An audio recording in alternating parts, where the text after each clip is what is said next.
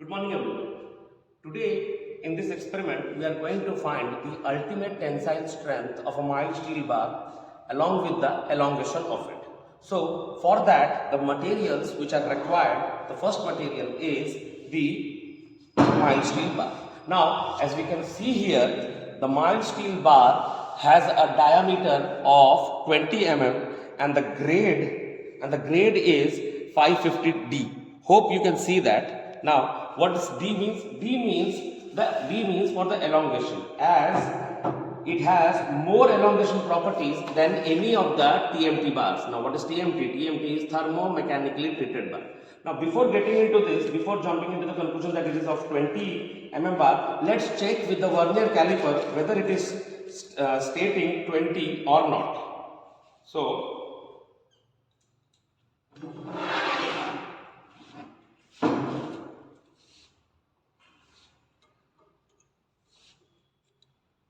as we can see here, it comes out to be 20.06 mm, which is nothing but 20 mm.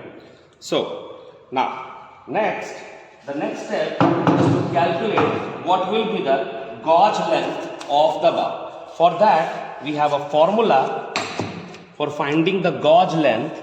So, the gauge length of the bar is 5.65 root over of A, where A is the area of cross section. As we have already discussed, the diameter of the bar is 20 mm. So area comes out to be pi by 4 into 20 square, comes out to be 314.16 mm square. So according to this, 5.65 root over of 314.16 comes out to be 5.65 into root over of 314.16 comes out to be 100.1437 mm. Let's round up with 100 mm. Now, before getting into this apparatus UTM, we have to define the grip length. So, grip length taken by us is 60 mm. So, the total length of the bar comes out to be 60 is the grip length plus 100 plus 60 comes out to be 220 mm, or you can say 22 centimeter. Now, let's take the dimensions. We are using a scale and a chalk for the dimensions. Now, we can see here the 20 mm, 22 mm comes out here only.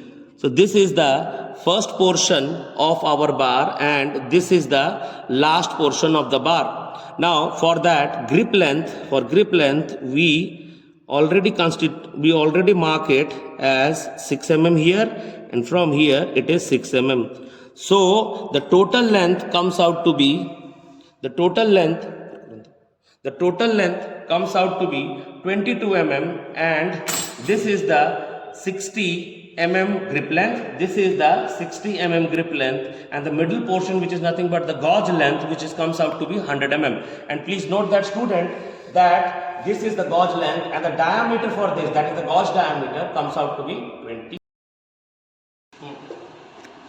Okay, good morning students. Now, in the second part of the experiment, we have just cut the piece. The piece of the length is 22 centimeter. Out of that, 10 centimeter is the gauge length and the 6 centimeter and the 6 centimeters are the grip length. Now we will conduct the experiment in our universal testing machine. Now you can see in the universal testing machine, there are two jaws, the upper jaw and the lower jaw. Now in the lower jaw of the testing machine is a constant one, whereas in the upper jaw, they are the movable ones. Now we can see how we set the bar into our apparatus.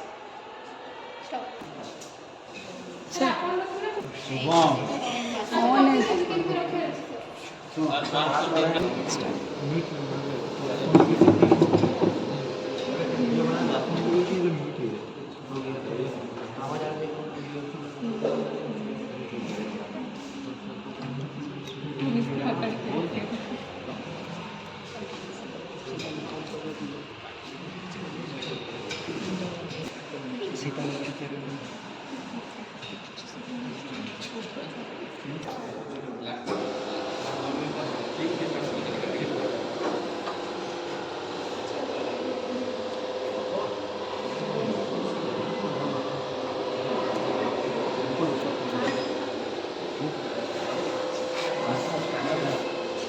we can see here that we are fixing our material to the upper jaw as well as the lower jaw, having the grip length of 6 centimeter.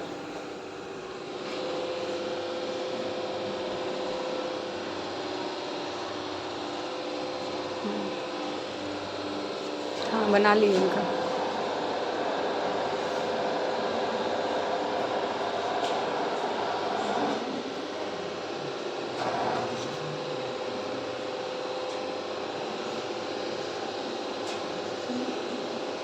Now using this apparatus, we are adjusting our lower jaw to the rod.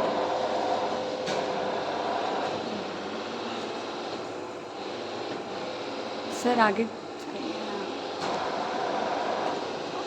हाँ और थोड़ा आगे।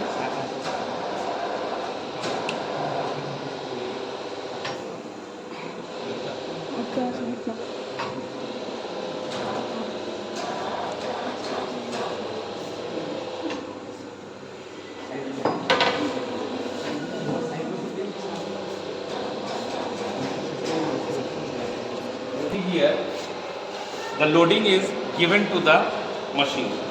After loading is given, we will just run the test in the computer. The loading is given, come, and here we will start the run. कुछ दिख नहीं रहा। We can see here the load is increasing and the graph is coming here.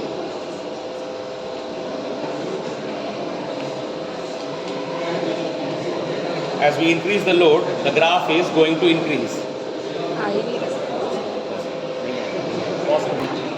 We can see here the load is increasing as well as the graph is going. This is the stress and strain curve, which is known as the stress strain curve for a specimen.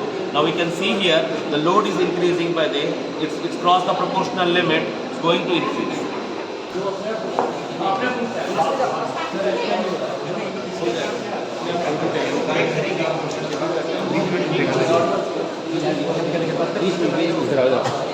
We can see here the necking formation is going to increase. Everybody can see the necking formation is occurring.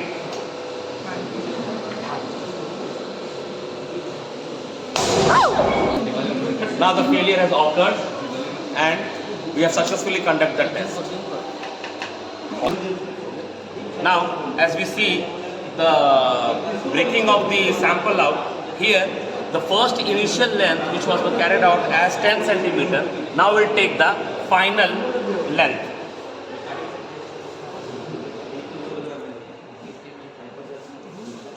Here the final length of the bar comes out to be 11.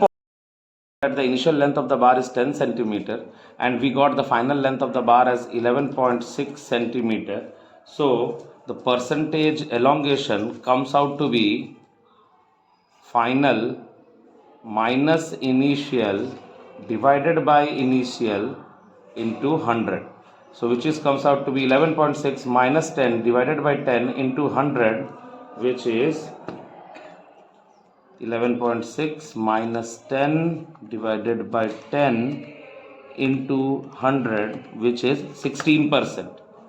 So as per as the code